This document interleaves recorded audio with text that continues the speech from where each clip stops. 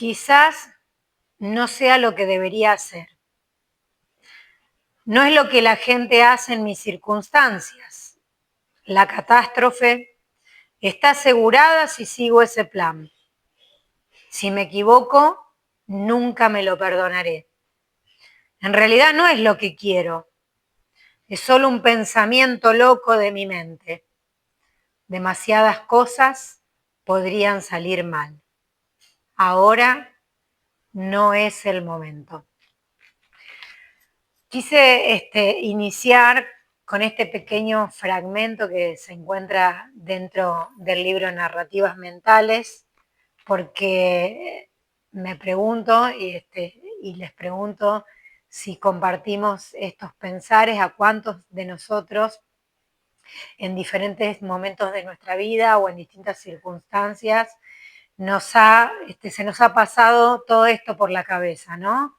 El frenarnos en nuestros sueños, en nuestros ideales, en esas cosas que nos parecen locas porque las vemos lejanas, porque tal vez consideramos que nuestro alrededor piensa distinto o lo puede ver mal, y si a eso le agrego de que me puede ir mal, entonces directamente nos quedamos estancados en el mismo lugar con una emocionalidad frustrada, y justamente hace unos momentos hablábamos de eso, ¿no? De cuántas frustraciones calladas observamos a nuestro alrededor. Bueno, Narrativas Mentales nos invita un poco a atrevernos, primero a comprender de dónde vienen esos pensamientos y esas emociones, porque tienen que ver con un devenir cultural, generacional, histórico, una herencia colectiva, podríamos decir también. Entonces, comprender eso, y para poder trascenderlo, bueno, esa semillita ahí que late en cada uno de nosotros para atrevernos. Así que además de haber compartido este pequeño fragmento, me gustaría, quienes están acá alrededor, conocidos, muy queridos para mí, muy cercanos, personas muy cercanas, que puedan hacerme preguntas o tengan alguna inquietud sobre el libro para seguir compartiéndola con ustedes que están ahí del otro lado de la pantalla. Bueno, felicitaciones, Celeste. No sé si se escucha lo del público también. Sí, si no, retransmito la pregunta. Bueno, por las dudas. Felicitaciones. Gracias. Mucha emoción estar con tu padre, tu hermano y vos. Y qué casualidad que es tu segundo libro y nuestro segundo encuentro con tu padre. Bueno, todo tiene una causalidad, ¿no? Me pareció importantísimo ese inicio tuyo, porque como persona mayor hay una gran limitante, uno se pone trabas mentales. ¿Cuánta gente de mi edad está estudiando, por ejemplo? ¿O cuánta gente de mi edad va a un gimnasio? ¿O cuánta gente, porque si yo no puedo, me da vergüenza, ¿para qué? Me cuesta. Es, por supuesto, que no es lo mismo, ni la misma fortaleza física, ni la misma agilidad mental uno tiene, pero no importa, uno puede llegar, ¿no es cierto? Otra cosa, esas barreras debemos eliminarlas, pero estar atentos a nuestra membrana también, hasta dónde puedo, y no querer exigirse cosas que realmente uno no va a llegar. Y entonces la misma frustración te agarra que no hacerlo, ¿me explico? Perfecto, cuando sí. uno quiere, cuando el límite va más allá de nuestras posibilidades y potencial. Me pareció riquísimo, es cierto, y cuando uno es mayor, son mayores las trabas, más viviendo en una sociedad donde pareciera que está hecha solo para los jóvenes, ¿es cierto? Donde los mayores somos descartables de muchas cosas, hasta uno lo nota hasta en la medicina. Si uno va a una consulta por determinada cuestión, suponete física, que no sea de muerte, ya me van a decir, ¿para qué te vas a operar? ¿O para qué esto? Para tener calidad de vida simplemente. Hasta en la medicina se nota eso. Y en los viejos somos descartables.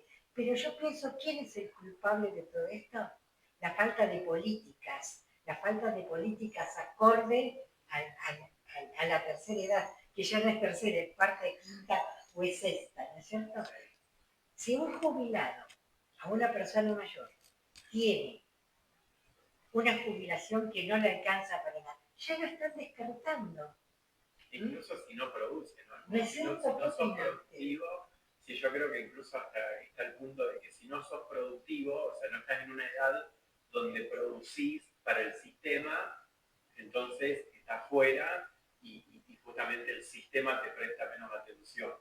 Y es como que tendemos a medir todo en términos de cuánto producís. Y es muy interesante vos que sos del área esa, pero porque no hay planificación. Sí, porque los viejos podemos ser productivos como son en otros países, por ejemplo. Bueno, no sé si se está escuchando, pero voy a tratar de hacer un redondeo y transmitirles a quienes están ahí del otro lado de la cámara, por la duda que no se escuche lo que se estuvo hablando hasta recién, que es un poco de esta cuestión generacional, donde personas de mayor edad o de la tercera edad se ven limitadas en cuanto al desarrollo de un montón de posibilidades, dentro de la salud, dentro del ejercicio y dentro del aporte que pueden seguir brindando a la sociedad. Y otra de las personas presentes decía esto de que como que si no sos productivo, o sea, como si uno no existiera, ¿no? Si no produce, no existe. Bueno, desde este lugar, lo que puedo responder a esa pregunta y aportar y compartir, porque creo que esto es una trama que vamos construyendo y conformando día a día, cada uno desde su lugar, y escuchando esto, ¿qué tiene que ver esto con el libro? Bueno, tiene que ver con comprender estas memorias a través de las cuales hoy por hoy tenemos una conducta o hay un colectivo social que se sigue parando en una conducta del producir, y eso tiene que ver con una imagen mental. El mundo, podríamos decir, el mundo que vivimos, el planeta que nos rodea, está hecho a partir de imágenes y asociaciones y narrativas mentales. Las construimos todo el tiempo, solo que no somos perceptibles aún o en muy poca medida a esa cuestión, y tampoco vemos la dimensión y la implicancia del impacto que eso tiene. Creemos que el impacto que estamos viviendo ahora, que es el que estaban comentando, ¿no?, tiene que ver con una política puntual o partidaria o generaciones a todos, y las construimos entre todos a través de estas narrativas. Hay una frase puntual que pensando, digo, bueno, ¿qué traigo para aportar este libro? Y es, cuando me atiendo a mí, descubro mi egoísmo. ¿Por qué traigo esta frase? Porque en la paradoja de la vida creemos que ser egoísta es atenderme a mí en lugar de atender al otro. Y a lo largo de los años hemos ido en esa respuesta al otro, en ese estar para el otro, en ese ofrecimiento, y hemos ido acallando emociones, como hablábamos hoy, hemos ido acallando frustraciones. Entonces, cuando observo todas esas carencias, esas debilidades en mi propia persona, esas propias frustraciones en mi propia persona, descubro el egoísmo que he tenido para conmigo. ¿En qué? En una falta de decisión, en una dependencia que he generado, o que también le podemos llamar apegos, y no tiene que ver con que el otro no me importe, El otro me importa en la medida que yo pueda ser genuina y coherente en la expresión de mi pensar y mi sentir. Y eso es el atreverse que viene a proponer narrativas mentales. Por eso habla de las dificultades, habla de los fracasos, habla del ego, habla del amor y sobre todo comparte preguntas y nos invita a abordar diferentes miradas y diferentes caminos más allá de la propia. ¿Qué pasa cuando veo otra mirada que a mí no me resuena o que a mí me choca? ¿Qué tan dispuestos estamos a atravesar y afrontar eso? Sí. Yo te dije lo de la edad, pero en todo, bueno, se me ocurrió porque es lo que transito, pero por ejemplo con la persona diferente, con un niño con problemática de aprendizaje o con discapacidades intelectuales, que es lo que conozco porque con quien he trabajado. Esos chicos, si se los atienden en sus diferencias, pueden llegar, casualmente ayer, lástima que no tengo lo que escribí, casualmente ayer cumplió 6 años de fallecida mi primer pacientito, que fue una chiquita Down. Bueno, y su hermana publicó hoy, porque su hermana, algo maravilloso, cuando fallecieron sus padres, fue su hermana, amorosamente como se hizo cargo de ella y se ocupó. Bueno, y es que sacó el Facebook, que hacía 6 años, y yo le puse, bueno, de cómo había aprendido de ella, era una chiquita dama, de su inteligencia le puse, por ejemplo, de su inteligencia, porque tenía una inteligencia emocional que muy poco, si bien le faltaba a lo mejor inteligencia cognitiva, y no tanto, porque esa chiquita con métodos especiales aprendió a leer, por ejemplo, en todo un ciclo escolar. Bueno, tenía muchísimo para dar. Yo aprendí muchísimo de ella y el afecto que ella me supo despertar en mí fue increíble. Así que todos tenemos para dar. Totalmente. Todos nos ponemos, esta chiquita, la mujer de las trabas, era tan libre que no se puso ella, como decían, las narrativas mentales y las trabas mentales del que habla el libro, pero a lo mejor se lo ponía la sociedad. Y esto hace años. Piensen que yo hace rato que ya no. Sí, eso sigue sucediendo porque considero, esto es una apreciación personal, considero que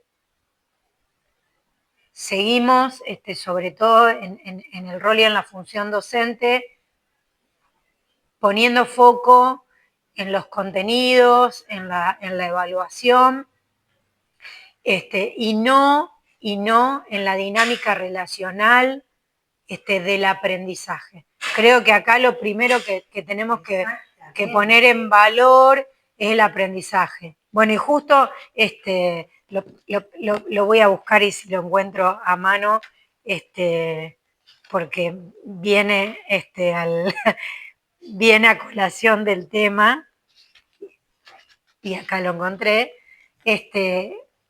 se llama Deja de ser maestro. Deja de ser el maestro que sabe. Deja de ser el maestro que enseña. Deja de ser el maestro que tiene el conocimiento. Deja de ser el maestro que califica y descalifica. Deja de ser el maestro autorizado para autorizar. Deja de ser el maestro que impone cómo y por dónde. Sé que es a ti a quien impusieron ser profeta de la verdad. Deja de ser el maestro que clasifica entre tontos y listos. Deja de ser el maestro que decide los proscriptos por rebeldes, por resistirse a morir en la quietud de un espacio. Deja de ser el maestro que dosifica la docilidad. Deja de ser el maestro que pone orden. deja de ser el maestro que obliga a guardar silencio. Deja de ser el maestro de lecciones y permisos. Sé que es a ti a quien se le cerró la palabra. Sé que es a ti a quien callaron su voz. Por eso, deja de ser el maestro que te enseñaron a ser. Bueno, creo que viene, estas son palabras que comencé a decirme a mí misma. Ah, yo también. Así que bueno, Pero no solamente en el aula, en la vida diaria. es que tal cual, en la vida. Y esa es la propuesta que trae Narrativas Mentales, ¿no? A mirarnos, a mirarnos. Si tuviese que decir algo es, descubrí que era chusma en la cerradura equivocada, mirando el cerrojo equivocado. Si queremos ser chusma, seámoslo, pero mirando para el cerrojo nuestro, para la cerradura propia, y ahí vamos a empezar a comprender las distintas dinámicas relacionales como colectivo. Y eso hace a una transformación cotidiana que hasta sucede imperceptible a veces. Y aceptar nuestras debilidades. No es fácil, no es un camino, pero duele, pero del dolor se aprende también, ¿no? Total. Sí, del dolor se aprende. Así es. Excelente. Muchísimas gracias. Por favor, gracias. Excelente. Bueno, gracias. Agradezco a mi papá y a mi hermano que me están acompañando acá. La verdad, nos hemos unido mucho como familia en estos diálogos de los que también hablo en el libro. Así que gracias. Gracias por escuchar. Felicitaciones, un orgullo, hermoso lo que estás haciendo, el crecimiento que estás teniendo. Y yo quiero sumar una pregunta. Hablaste de esto del atreverse, ¿no? De la importancia de atreverse y estas narrativas que uno muchas veces se construye en relación con no es el momento, me gustaría, pero también las expectativas de no sé, se espera que yo haga tal cosa, ¿no? Eso lo estoy agregando yo, pero muchas veces está. Y creo que también en eso muchas veces entra a jugar la esperanza. Espero que el año que viene sea mejor, que este nuevo presidente cambie las cosas y cuántas cosas, ¿no?, que uno espera. ¿Qué visión tenés respecto de esa esperanza donde uno deposita afuera lo que creo que tu libro invita a poner adentro, ya no como algo a esperar, sino como algo a construir? Me gustaría conocer tu visión y también, además de tu visión, ¿qué preguntas nos podés regalar a todos para construir justamente ese camino? Sí, bueno, particularmente he aprendido esta famosa frase de que el esperar desespera. Y genera esta ansiedad y crea, y diría mundos idílicos, o lo pondría a la semejanza de Disney, ¿no? Como la mujer que sigue esperando al príncipe azul en la forma de un hombre. La perfección es empezar a mirarnos como imperfectos. Y como lo imperfectos que estamos siendo en este momento, porque en este momento es lo que estamos pudiendo ser. Ahora, ¿me quedo acá? No. Por eso la invitación es a comprender. Comprender que hasta este momento yo estoy pudiendo hacer esto que me está saliendo. Ahora, ¿qué quiero? Y ahí viene el atreverse, ¿no? ¿Qué quiero? ¿Qué quiero desde esto que tengo, desde esto que estoy siendo? Y en eso que quiero, el paso a seguir. Y por eso mirarme hacia mí, porque me pone en una situación de dueña y dueño de sí mismo. Por lo tanto, es, bueno, a ver quién tiene el sartén por el mango y ya no dependo de, tengo que tomar la decisión. Eso en todos los ámbitos de la vida. ¿Por qué? Porque ahí es donde me doy cuenta que sí tengo para dar, aunque parezca insignificante. Así sea un saludo de alguien que venía en otro mundo y se quedó porque inesperadamente recibió una mirada del otro en ese hola, o en ese buen día, o en ese buenas tardes. Entonces, en lo más mínimo e insignificante, podemos estar dando y podemos estar haciendo. Es simplemente aprender a ampliar la mirada y la observación de eso que estoy haciendo en el momento. Y con respecto a qué preguntas, bueno, voy al libro también, que lo tengo acá, y las comparto, ¿no? Porque creo que son preguntas que por ahí nos hacen en lo cotidiano a todos. ¿Qué es lo verdadero y hermoso para cada uno? Y compartirlo con el otro. ¿Cuál es el terreno natural de la memoria? ¿A qué nos aferramos o a qué me aferro? El miedo a morir, hablar del miedo a morir. El miedo a dejar de vivir es lo mismo que el miedo a morir. El miedo a dejar de pertenecer. El miedo a la soledad. El miedo al que dirán. Empezar a poner en palabras esto. ¿A qué le tengo miedo? ¿Qué tengo miedo de perder? ¿Y qué pasa si pierdo y cuando pierdo? ¿De qué manera afronto esa pérdida? Comenzar, el atreverse quiere decir comenzar a expresarnos desde el sentir que tengamos, incluyendo una emoción que es poco común y a lo largo de los años hemos tratado de evitar, que es el enojo, por ejemplo. El enojo. Generalmente, como lo vemos sobre todo, aquí voy a hablar en una generalidad, ¿no? En una sociedad latinoamericana y Argentina, no te enojes. ¿Por qué te enojas? O te encabronás y te pones así. Y el enojo es una parte constitutiva del ser humano que implica la expresión de una fuerza que necesita salir. Y nosotros la hemos puesto en represión. La hemos tomado de quienes nos formaron por eso digo, comprender. Porque si yo me paro lo que pasa es que yo lo aprendí de mi padre y ahí voy a la culpa, ¿no?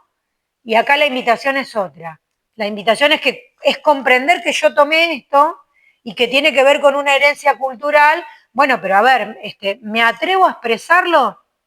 A diferencia de todas estas generaciones anteriores, me atrevo a poner un límite o un parate de decir, a ver, el enojo es parte de mí, necesito en este momento expresarlo de esta manera. Por eso el atreverse. El atrevernos a encontrar nuestro propio cauce y nuestro propio canal de expresión en los diferentes pensamientos y emociones. Creo que ese es el desafío que nos convoca, diría hasta como humanidad, pero eso siempre va a partir de cada uno de la singularidad. Entonces, esa creo que es la invitación. Y a poner todos los interrogantes que nos salgan en la mesa y a decir qué consideramos de esos interrogantes. Gracias. Gracias. Bueno, muchas gracias. Y una reflexión final. Reflexión final. Ser observador en todo momento de lo propio. de lo propio. Y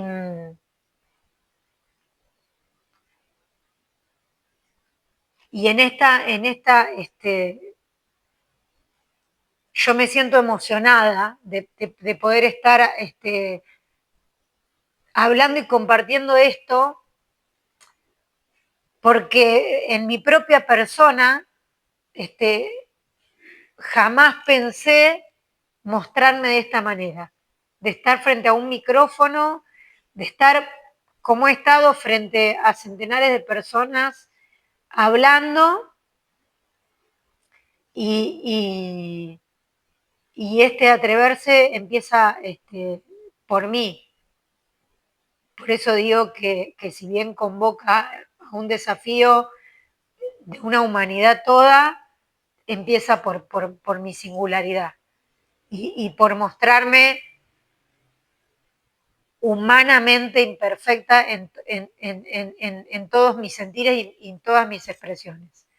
Yo solo puedo ser ejemplo y maestro de mí mismo, y ese otro puede tomar en ese momento que necesite lo que considere.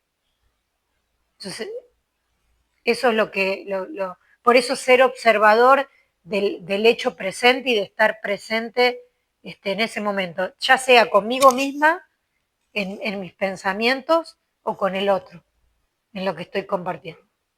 Gracias.